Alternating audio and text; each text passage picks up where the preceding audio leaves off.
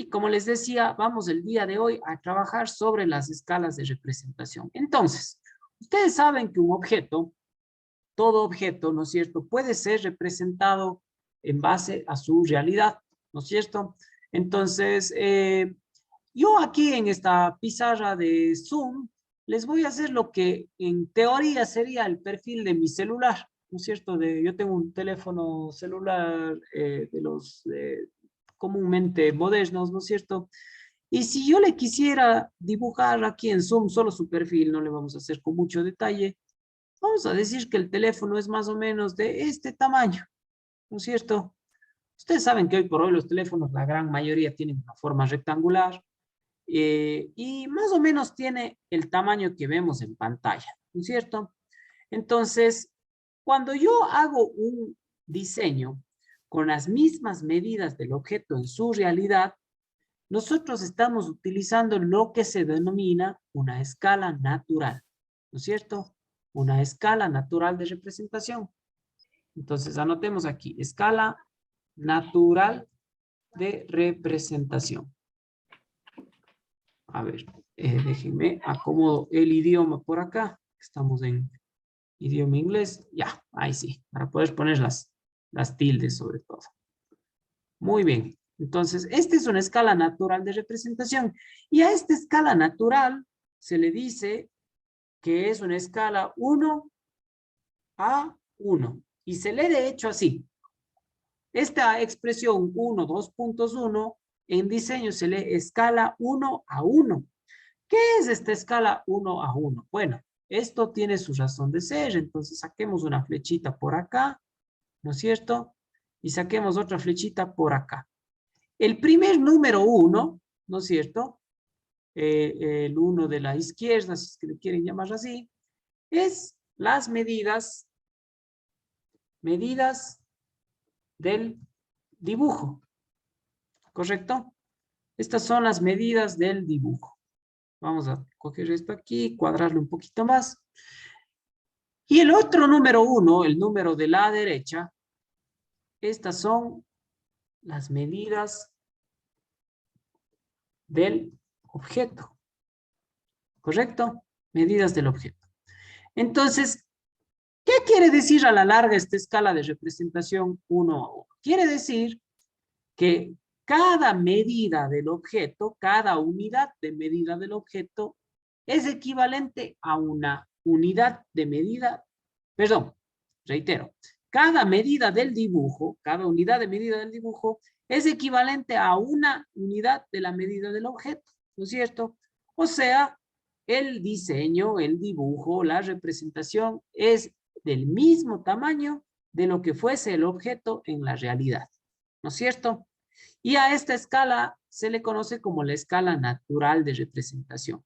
La escala natural de representación es la mejor escala, ¿correcto? Es decir, si yo tengo la posibilidad de, mediante el uso de un formato normalizado, representar las cosas con el mismo tamaño de la realidad, esa será siempre la mejor decisión, ¿correcto? No hay nada mejor, no hay nada más claro, nada más transmisible que un diseño de cualquier objeto si es que es en su tamaño real.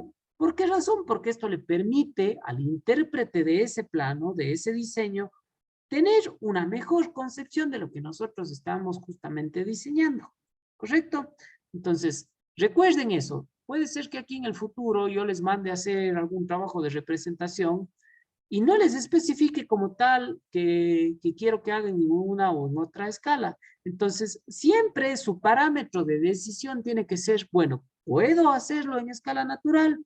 Vamos a ver, este objeto tiene tales medidas y este formato tiene tales otras medidas, por lo tanto, tranquilamente pudiera colocar el objeto en su tamaño real en este formato.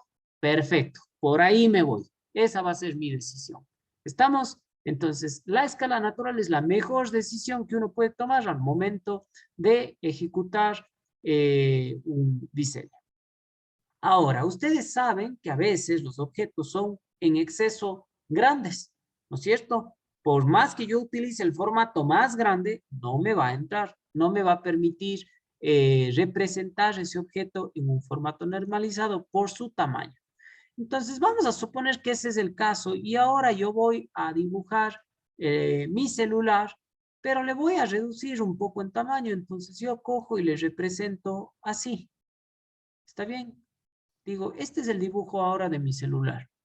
Y este dibujo de mi celular, ¿no es cierto?, tiene una nueva escala. Tiene una nueva escala el dibujo que estoy por realizar. Y esta nueva escala es 1:3, supongamos. ¿Correcto? Entonces, el celular que ahora tengo graficado, el perfil del celular que ahora tengo graficado a la izquierda está en escala 1:3.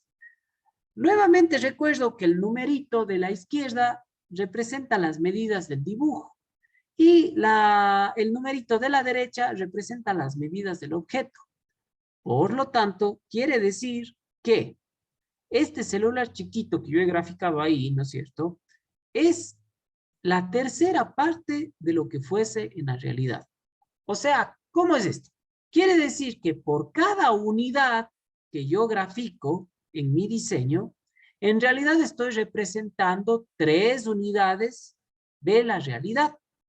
No sé si en esa explicación nos queda alguna duda. Vamos a reiterar. En este nuevo perfil que yo he dibujado y que he dicho que está en escala 1:3, recuerden, siempre se lee de esa forma, escala 1 a, digamos que los dos puntos hacen la expresión A, 1:3. Por cada unidad que yo he graficado de mi celular, estoy representando 3 unidades de la realidad. Entonces, vamos a meter unas medidas hipotéticas. Vamos a suponer que el celular en realidad de alto mide 30 centímetros, un celular gigantesco. Muy bien. Ahora, este celular de la izquierda, la altura, yo le grafico solamente con 10 unidades, pero le digo al intérprete de este formato que está en escala 1:3. Entonces, la persona que está viendo esto dice, ah, ya, perfecto. Si esto mide 10 centímetros, quiere decir que en la realidad este objeto mide 30 centímetros. ¿Correcto? Por eso es que el objeto se lo ve más pequeño, ¿no es cierto? Porque en cada unidad que hacemos estamos en realidad representando 3 unidades de la realidad. Cuando yo tengo este tipo de escala, ¿no es cierto?, donde los objetos reducen su tamaño, se les conoce como escalas de reducción. ¿Correcto? Son escalas de reducción. ¿Quién se anima a decirnos qué objeto sería? Creo que incluso hicimos una actividad similar en el pasado. ¿Quién se anima a darnos un ejemplo de algún objeto que quisiéramos representar en un formato normalizado y que necesariamente por sus medidas tenemos que hacerle en escala de reducción? ¿Quién se anima a dar un ejemplo?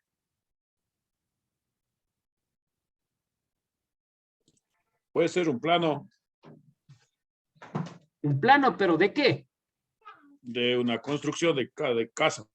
Ya, muy bien, Iván, ¿no es cierto? El plano de la construcción de una casa, en realidad, Iván, es la representación de una casa, es tal cual, es el diseño de una casa, ¿no es cierto? Es la casa, en otras palabras, pero lógicamente sería un horror si tuviéramos un dibujo en escala natural de una casa, pues, ¿no es cierto? Imagínense cuánto material, cuántos pliegos de papel tuviéramos que ir uniendo para poder ver en tamaño real eso. Entonces, acertadamente se utiliza una escala de reducción para poderla representar en planos, ¿no es cierto? Por aquí algunos compañeros en el chat ponen una mesa, un motor de un carro. Sí, en realidad son objetos considerablemente grandes, ¿no es cierto? Por ahí alguien pudiera debatir y decir, bueno, una mesa va a depender, ¿no es cierto? Porque si es una mesa chiquitita, a lo mejor en un formato A0 entra, ¿no es cierto? El formato A0 es considerablemente grande también. Por ahí el motor de un carro ya tiene otras connotaciones, ya es un elemento bien robusto, bien grande, quizás se lo necesite colocar en un formato de reducción. Por acá nos ponen una pieza específica. Bueno, la pieza específica ya se presta para muchas interpretaciones, ¿no es cierto? Por ejemplo, si yo digo como pieza específica el microprocesador del mismo celular, bueno, yo creo que eso no tendríamos que reducirle más en tamaño, porque ya de por sí es una pieza muy chiquitita, ¿no es cierto? Más bien ahí estaríamos en la vereda opuesta. Pero entre los otros ejemplos que ponen por acá, a ver, una televisión de 70 pulgadas, sí, ¿no es cierto? Una televisión de 70 pulgadas es bastante grande. Un refrigerador también nos ponen por acá, excelente, ¿no es cierto? Son objetos que por lo menos son tan grandes en medidas que quizás el formato más grande de los que nosotros estamos usando, que son de la denominación A, no son suficientes. Entonces, por lo menos tendremos que aplicar alguna escala de reducción. Las escalas de reducción podrán ser, a ver, aquí otros ejemplos, una avenida, el diseño de una urbanización, perfectos. Todos están ejemplos muy bien conceptualizados. La escala de reducción, ¿será que hay solo de algunos tipos? Es decir, ¿será que yo puedo reducir a la mitad, a la tercera, a la cuarta, a la quinta y a la décima parte? ¿O podrá irse infinitamente hasta lograr exactamente lo que necesitamos? ¿Qué opinan ustedes? ¿Será que hay algún límite a la reducción de escala del tamaño de un objeto? ¿Qué opinan? A ver, por acá Magali nos pone en el chat que es infinita. ¿Alguien está en desacuerdo con Magali? Bueno, no en desacuerdo, quería poner mi punto de vista. Supongo que debería de ser por el tamaño de lo que se quiera hacer, ¿no es cierto? De ahí dependería si es en formato A4, A3, A2, A1 y el A0, que es el más grande, ¿no? Ya, muy bien, Manuel. En realidad, lo que va a regir cuánto tengo que reducir yo es el verdadero tamaño del objeto, ¿no es cierto? Ustedes saben que en diseños de papel han podido hacer representaciones de galaxias enteras. Entonces, ya ahí creo que con ese ejemplo nos queda clarísimo que sí se puede reducir cuantas veces sea necesario hasta poderlo representar, ¿no es cierto? No nos vayamos a algo tan vasto como una galaxia. Pensemos en un edificio, ¿no es cierto? Un edificio de 10 pisos. Igual, puede que ser que ese edificio de 10 pisos esté representado en el mismo formato donde se representa un departamentito de ese mismo edificio, ¿no es cierto? Entonces, claro, la diferencia será que a lo mejor el departamento tenga una reducción de 50 veces su tamaño. Estoy hablando un poco al azar, pero la idea es que conceptualicemos bien esto. Si el departamento por sí solo necesitó reducirse 50 veces su tamaño, o sea, tendría una escala 1 a 50, puede ser que el edificio entero necesite una reducción de 1000 veces su tamaño, ¿no es cierto? Entonces, esa sería una escala 1 a 1000. ¿De qué va a depender? Del verdadero tamaño del objeto, como a lo mejor Manuel hace referencia, ¿no es cierto? Si hay un objeto increíblemente grande, bueno, y tenemos un formato, independientemente del formato. A ver, tenemos la representación topográfica de la montaña donde están las antenas de Turing, ¿no es cierto? Y tenemos el formato A3. Bueno, tendré que ir reduciendo el tamaño hasta que las medidas vayan acorde al formato A3. Entonces, esto es algo que sí vale la pena que ustedes tengan en cuenta. Lo que rige la escala a elegir es el verdadero tamaño del objeto y el formato que yo tengo a disposición. Ustedes tenían que hacer el formato eligiendo ustedes mismos el tamaño, ¿no es cierto? Vamos a suponer que Jonathan Morán escogió hacer el formato A1 y a Jonathan le toca hacer la representación diédrica de una mesa de comedor. Perfecto, entonces a lo mejor Jonathan hace la mesa, la cuarta parte del tamaño real y le entra en el formato A1, tranquilamente. Por otro lado, imaginémonos que el compañero Luigi Rosado se decantó por hacer un formato A3. Bueno, Luigi, si elige hacer la misma mesa, tendrá que reducir más veces, ¿no es cierto? Tendrá que hacer aún más pequeña la escala para que la misma mesa entre en su formato A3, ¿no es cierto? Esos son los dos parámetros que tenemos que tener en consideración al momento de aplicar una escala de reducción y también ya que estamos hablando de esto, una escala de ampliación. Entonces, una escala de ampliación. Y automáticamente el nombre nos hace entender que va a ser un objeto más grande. Entonces, borremos lo que tenemos al momento en la pantalla y vamos a decir que el celular que estábamos graficando en su perfil, ahora le vamos a hacer en escala de ampliación. Entonces, el celular ahora es este, ¿no es cierto? Este es el mismo celular que graficamos antes, con la diferencia de que este, ¿no es cierto?, tiene una escala, vamos a suponer, 2:1. 2:1. Este está en escala 2:1. Me acuerdo un ratito de qué simbolizaba cada número. El número de la izquierda eran las medidas del dibujo. Y el número de la derecha eran las medidas del objeto.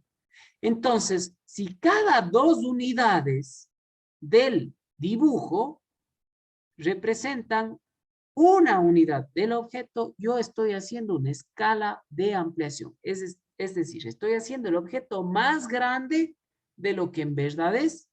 ¿Correcto? Puede ser mejor que un objeto no tan grande, un objeto común que a lo mejor nos quepa en la mano, se lo haga en escala de ampliación para que se lo vea mejor. La respuesta, aunque pueda sonar un poquito contradictoria, es no. Porque la mejor manera de representar algo es representando la realidad de dicho objeto. Ahora, si representando la realidad de dicho objeto, como yo les decía antes, tengo que representar apenas el microprocesador de un celular, ya no estoy haciendo bien en representarlo en su tamaño real, porque son objetos en realidad muy pequeñitos. Es necesario ampliarlo tantas veces sea necesario hasta que yo pueda ver con claridad todas sus cualidades gráficas, ¿no es cierto? Ustedes saben que en el diseño se develan muchas cualidades como son aspectos geométricos, aspectos funcionales, aspectos de ingeniería, del funcionamiento de un objeto, ¿no es cierto? Entonces, las escalas de ampliación, como su nombre mismo lo dice, amplían. Es necesario utilizarlas cuando el objeto que vamos a graficar es muy pequeñito, ¿no es cierto? ¿Vamos nosotros en algún momento a poner en práctica escalas de ampliación? Puede ser que sí, porque parte del diseño a veces busca el buen acaparamiento del espacio gráfico y que mejor si es que se puede ver los objetos en una mejor resolución. Pero en realidad está enfocada a su uso en objetos muy pequeñitos, ¿correcto? Nosotros lo haremos desde un punto de vista pedagógico para el aprendizaje, pero en la realidad son utilizadas las escalas de ampliación cuando queremos resalzar los aspectos técnicos y tecnológicos de algún elemento cuyo tamaño en realidad es considerablemente pequeño en relación a los formatos normalizados que tenemos. Si ustedes quieren representar la punta de un esfero en formato A4, que es el formato más pequeño que tenemos, yo pienso que tranquilamente podríamos aplicar una escala 5:1, 10:1, ¿no es cierto? Para ver perfectamente las medidas que posee dicha punta de un esfero, ¿no es cierto? Entonces, las escalas de ampliación amplían el tamaño de los objetos. Como decíamos en el ejemplo, este celular que ha sido graficado en escala 2:1, nos dice que cada 2 unidades que yo estoy representando, estoy a la larga haciendo referencia a una unidad del objeto en la realidad. Por eso es que el objeto crece en tamaño, ¿no es cierto? Alguien que nos dé un ejemplo de algún elemento que diseñándolo pueda ser mejor diseñarlo con escala de ampliación para mejorar justamente su visualización. Podría ser un cajetín. Un cajetín. ¿Cajetín de qué, Manuel? Para que estás todos con la idea clara. Hablemos de un cajetín de esos que se utilizan para colocar unos componentes que van en un refrigerador. Son unos pequeñitos que van al costado del refrigerador. Ya, bueno, Manuel, estoy seguro que usted que lo tiene claro, sabe que ese elemento posiblemente nos salga mucho más comprensible si es que lo hacemos en escala de ampliación. Muy bien. A ver, por acá nos dicen una bujía, tornillos, placas electrónicas. Pienso que que todos los ejemplos están bien. Quizás la bujía como tal, y esto lo digo por conocimiento de causa, porque es mi rama, en los catálogos de las bujías vienen representadas muchas de las veces en su tamaño real, ¿no es cierto? Porque es un elemento que en medio de todo no es robustamente grande, ¿no es cierto? Pero bueno, a ver, pensemos en una bujía que se la quiera representar para resaltar aspectos del diseño, como puede ser el paso de la rosca, el espacio entre electrodos. Bueno, pues si lo amplío, estaría haciendo muy bien, ¿no es cierto? Por ahí nos mencionan también tornillos y placas electrónicas. En los tornillos particularmente, igual, ahí tenemos catálogos que siempre nos muestran el tornillo ampliadamente, ¿no es cierto? Recordar que también hay tornillos gigantescos, ¿no es cierto? Tendríamos ahí que, lógicamente, yo sé por dónde va el ejemplo mencionado por la compañera Marcela Castillo, pero también hay tornillos bastante grandes. Y placas electrónicas, entenderemos que son de aquellos dispositivos pequeños, ¿no es cierto? Porque también hay placas electrónicas muy grandes, muy grandes. A ver, la placa electrónica, no les quiero tampoco marear con términos muy extraños, pero la placa electrónica del cerebro del ABS de un Mercedes-Benz del año 95 es tranquilamente una placa que puede entrar en un formato A3 sin ningún problema, porque si vamos a ver desde sus distintas vistas, nos va a acaparar un buen espacio, ¿no es cierto? Pero está bien concebido, veo que está bien concebido, ¿no es cierto? Por acá nos ponen un diente, bueno, puede ser que en el diseño de elementos corporales del cuerpo humano, ¿no es cierto? Un diente ya sea necesario ampliarlo para poder definirlo de mejor forma. Perfecto, entonces atentos muchachos porque nosotros en el desarrollo de nuestros trabajos y sobre todo cuando pasemos a hacer representaciones diédricas, que es el tema que se nos viene a continuación, más de una vez vamos a tener que analizar qué escala utilizo, ¿no es cierto? La gran ventaja a consideración del dibujo técnico tradicional es que en AutoCAD la escala se la puede aplicar con un sencillo comando, ¿no es cierto? Ya sea para ampliar o para reducir. Mientras que en el dibujo técnico tradicional teníamos que, para empezar, trabajar con un escalímetro, ¿no es cierto? Que era una regleta que tenía varias escalas a su alrededor y nos ajustábamos a una de ellas para poder desarrollar uno u otro proyecto.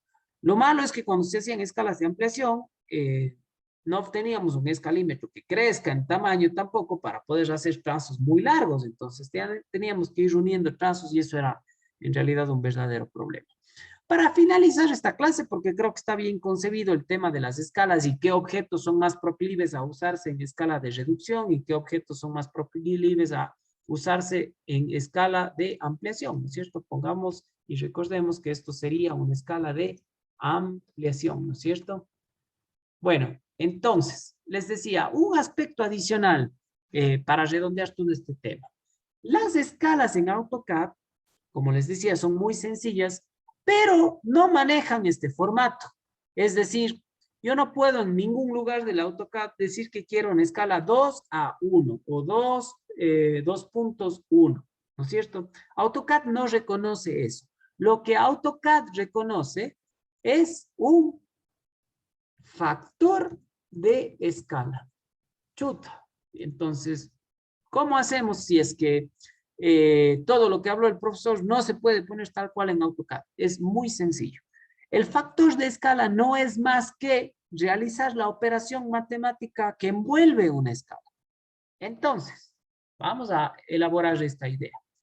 Si yo tengo la escala natural, ¿no es cierto? Escala natural, que he dicho que es 1:1, 1:1, ¿no es cierto? El factor de la escala natural, entonces pongamos factor de escala sería 1.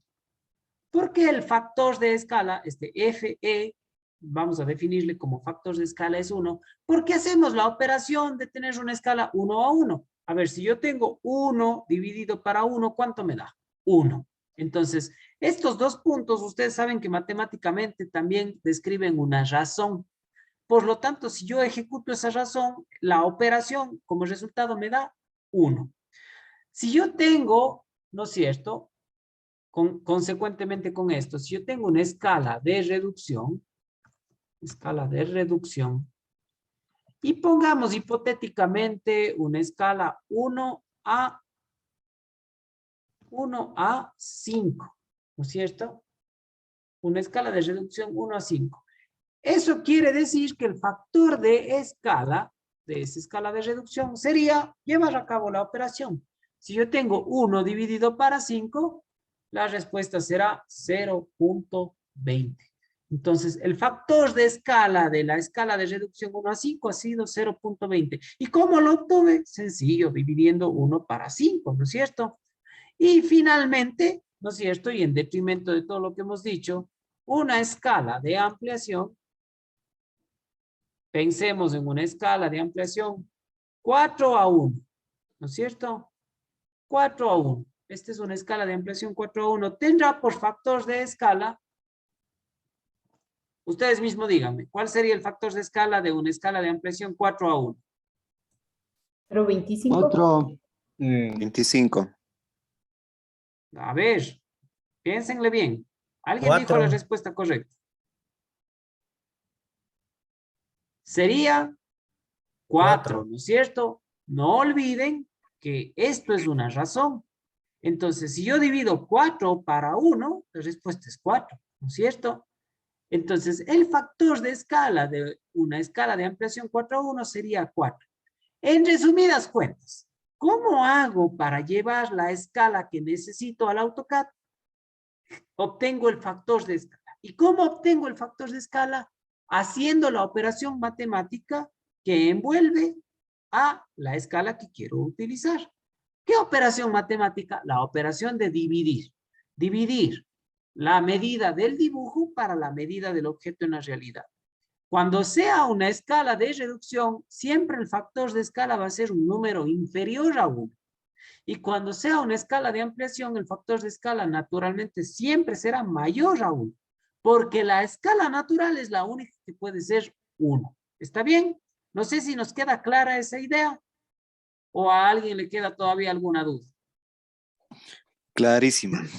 Profe, ¿Ya? tengo una duda en la escala de reducción. Sí, El Iván, cuéntenos. resultado de 0.20, ¿cómo lo sacamos? Y de ahí me quedé en esa. Dividiendo justamente los valores que tenemos, Iván, de la escala de reducción. Este caso es un ejemplo, ¿no es cierto? Y hemos puesto al azar un ejemplo 1 a 5. Si yo divido 1 para 5, ¿no es cierto? Ustedes lo podrían hacer tranquilamente en una calculadora. El resultado va a ser 0.20. Entonces, ese es el factor de escala. Pensemos en otra escala de reducción en nuestras mentes. Pensemos en una escala de reducción 1 a 20. ¿Cuál sería el factor de escala? Ustedes mismos hagan en sus celulares o si tienen una calculadora a la mano, 1 dividido para 20. ¿Qué valor les devuelve la calculadora? 0.05. 0.05. Perfecto, Carmen. Entonces, si yo tengo una escala 1 a 20, estamos reduciendo 20 veces el tamaño de un objeto. El factor de escala es 0.05. ¿Cómo obtuvimos eso, Carmen? Dividiendo 1 para 20, ¿no es cierto? Entonces, así se obtiene el factor de escala. Y si tuviésemos lo inverso, tenemos una escala 20 a 1. ¿Cuál sería el factor de escala? 20. 20, ¿no es cierto? ¿Cómo obtuvimos? Dividiendo 20 para 1, 20. ¿verdad? Muy bien. Una cosita más. Perfecto, creo que queda medio claro ya que existen escalas de ampliación, escalas de reducción, una escala natural y que la representación como tal de las escalas con sus numeritos, ¿no es cierto?, nos permiten obtener este elemento denominado factor de escala, que no es más que ejecutar la operación matemática que envuelve la escala, ¿no es cierto? Ahora, por ahí a nadie se le ocurrió que pudiera existir, pensemos, una escala de reducción 3 a 8. Esto es una escala de reducción. ¿Por qué sé que es una escala de reducción? Porque estoy diciendo que por cada 3 unidades de mi dibujo, en realidad estoy representando 8 unidades del objeto en su realidad. Y si obtengo el factor de escala, estoy seguro que si ustedes hacen en sus calculadoras 3 dividido para 8, van a obtener un número menor a 1, ¿no es cierto? Entonces eso me deja clarito que es una escala de reducción. Pero ¿creen que sea común utilizar una escala así? 3 a 8, 7 a 15, cualquier cosa que se les ocurra. ¿Será prudente? ¿Será útil? No, no. La verdad, no. La verdad, no es muy común toparse con escalas que no contemplen ya sea a las medidas del dibujo o a las medidas del objeto como una unidad. ¿Correcto? ¿Qué es la unidad? El número 1, ¿no es cierto? Por eso es que tanto en la explicación de escalas de ampliación y de reducción, siempre una de las dos medidas, ya sea las medidas del dibujo o las medidas del objeto, siempre albergan la unidad. ¿Correcto? Esas son las unidades más comunes de encontrar. Estas unidades ya más rebuscadas podrían tranquilamente llevarse a cabo, pero van a generar confusión, ¿no es cierto? Porque, a ver, yo digo escala de 3 a 8 y tengo un departamento cuya habitación mide 8 metros de fondo. Entonces yo voy a dibujar 3. Se hace un poco difícil de concebir, ¿no es cierto? Es mucho más sencillo, por último, decir una escala 1 a 8, ¿no es cierto? O sea, si algo mide 8 unidades y yo grafico 1, estoy representando esas 8 unidades, ¿no es cierto? Bueno, créanse, las escalas comúnmente en el dibujo técnico tradicional daban un cierto dolor de cabeza. En AutoCAD no tengo dolores de cabeza. ¿Por qué? Porque siendo AutoCAD este entorno donde yo puedo asumirlo como infinito, yo puedo darme el lujo de cualquier cosa, ya sea gigantesca o chiquitita, graficarle con las medidas reales. Y al final, cuando ya está listo y le quiero llevar a mi formato, recién ahí digo, a ver, este dibujito a lo mejor es conveniente hacerle 4 veces más grande para que abarque bien el espacio gráfico. O, en contraparte, este objeto está muy grandotote para mi formato, por ahí le podría reducir en 5 veces. Solo al final, cuando ya está todo listo y terminado, aplico la escala que quiero y listo, se acabó el problema. Encuadro y se acabó, ¿no es cierto? Todos estos términos que estoy utilizando, encuadrar, reducir, aumentar, ya haremos ejemplos específicos de esto y nos quedará bastante clara la idea. No sé si queda alguna duda respecto a este tema.